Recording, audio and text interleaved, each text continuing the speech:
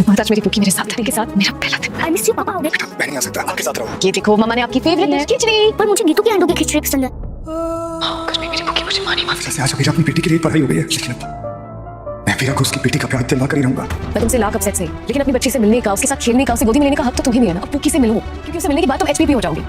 I'm on the planet.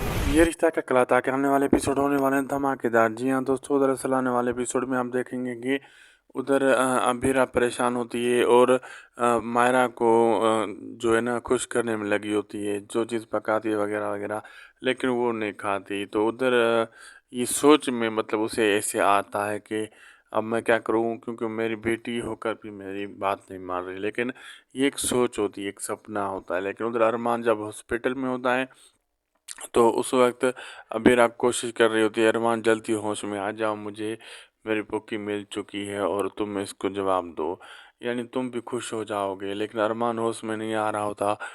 और दूसरी तरफ ये दिखाया जाता है कि मायरा कहती है कि मैं नहीं जाऊंगी माउंट आबू। दादू कहता है नहीं, तैयारी करो, तुम गीतू के साथ माउंट आबू चले जाओ। वो कहती है मैं नहीं जाऊंगी। अब आगे देखना मज़ेदार होगा कि क्या होने वाला।